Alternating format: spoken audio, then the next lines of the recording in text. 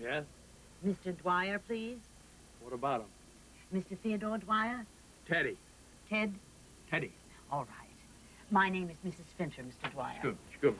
I'm here on behalf of the city and at the request of Rhoda Dwyer, your daughter, I believe. We don't want any. I'm not selling anything, Mr. Dwyer. I only want to talk. Perhaps ask you and your wife a few questions. We don't have to answer. Mrs. Dwyer? Yes? It's nice to meet you.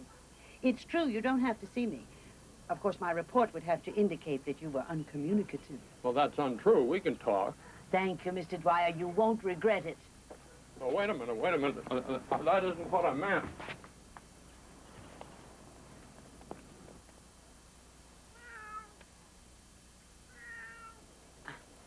Well, how long have you lived in Santa Monica, Mr. Dwyer? Oh, I don't know. My father brought his button factory out here in 18...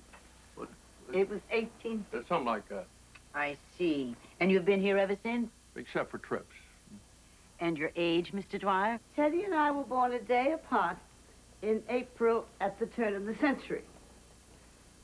I don't care what year is on the calendar. More than a century has passed since. So that makes us a good 150 minimum.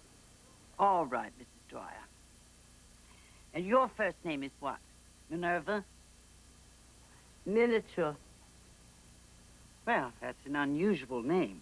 Well, I'm an unusual person, like my mother before me. She named me after her work.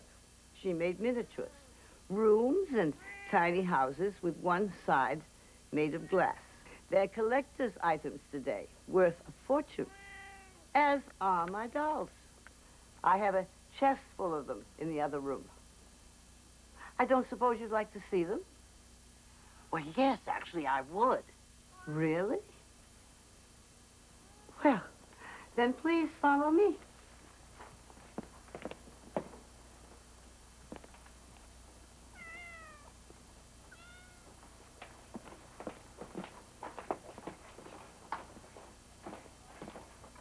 Here we are, right over here. Mrs. Dwyer, perhaps we should wait. What? Well, maybe we should just get to know each other this time. Get the preliminaries out of the way. I didn't know there'd be any next time. Yes, we thought you just needed this information. Well, that's right, but for a purpose, of course. So that we can talk to each other. You don't need any damned information to talk. We don't even like to talk. Teddy has his books, I have my dolls. We keep busy without talk.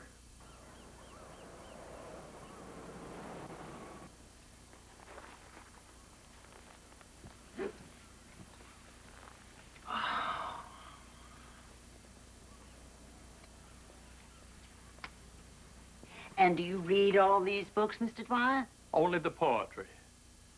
But not even that so much anymore. There really are very few I care about now, to tell you the truth.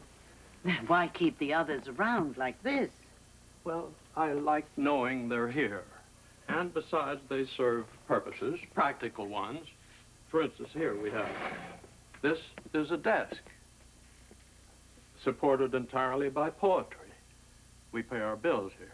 And do you have any trouble in that area?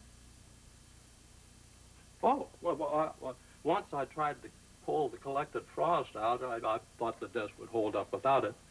I turned out to be wrong. I pulled one book out the desk, fell down completely. Minnie's cactus lost a couple of nubs. Ruta's pot almost cracked in two. I thought they were going to kill me.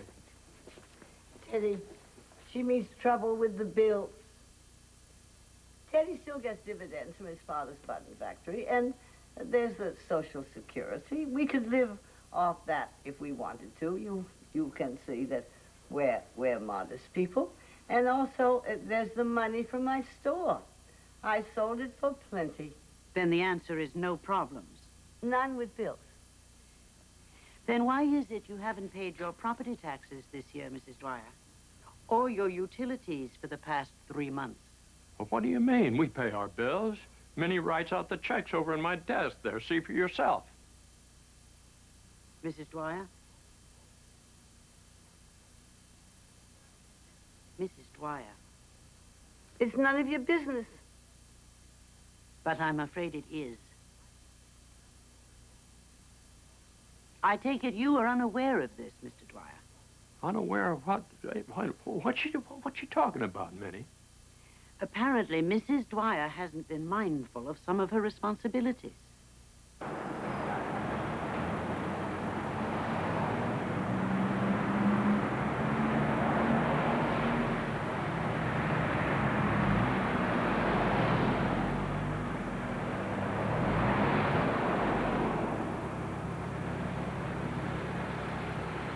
you do get out to do your shopping.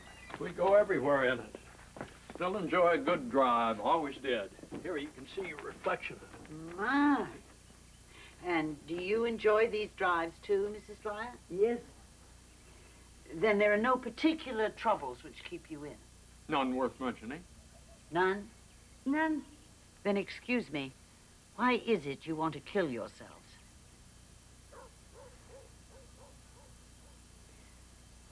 So someone will come and clean up in there.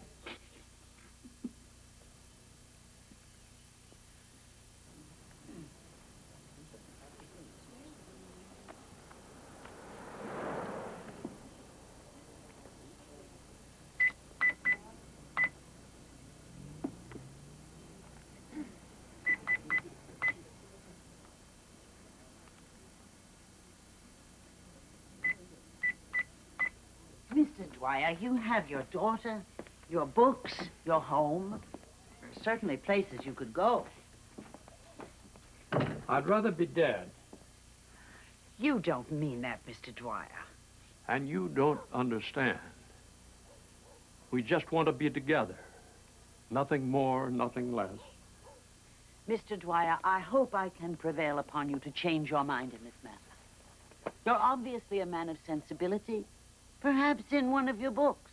When I close a book, I open life. I beg your pardon? Neruda.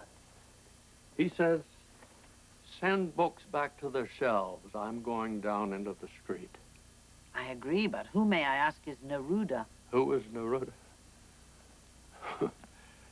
Who is Neruda?